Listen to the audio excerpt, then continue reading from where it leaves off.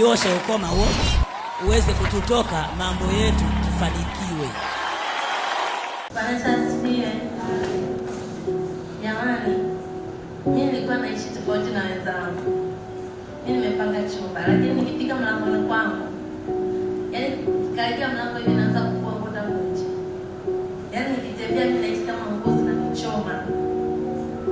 Kwa hiyo nikifika nyumbani kwangu, nakuwa na pamisi. Nikifikia mlangoni kuna fumbo kunaanza kutoa zika. Kama kuna watu ndani, kama kuna watu ndani. Hapana, yaani kwa majirani marafiki zangu wote washanizoea. Yaani kutaka kuniangalia tukiomba wameshanizoea. Unabakiza nguo nyingine au ubakizi nguo yoyote? Hapana, nakuwa kwa tunapiga tu story. Tunakaa kama kuna wageni wangu tunapiga story kama kufika na fika hapo. Bila nguo. Yaani wao wanajua kama ni mazoea tu, lakini mimi ndio nilikuwa nasikia faraja yangu fulani. Ndio shuhuda ndio kwa nautaka huo. Haleluya. Ni muda gani?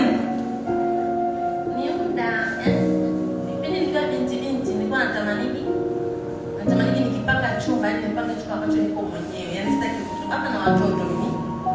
Na wanangu wawili lakini wanaishi na mama yangu. Yaani hata wenyewe wanajua kama mimi mama yao. Na kama hata watoto na ukianao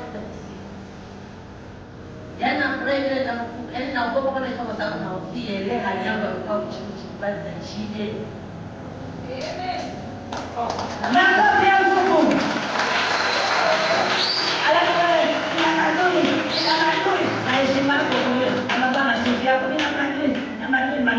Watu na sofu umevaa na gauni umevaa. Sasa huyu maadili aliyokuwa nao kufikiria, yaani hata majirani sasa wanamwona mtu wa kawaida. Kuna mateso hapa duniani jamani.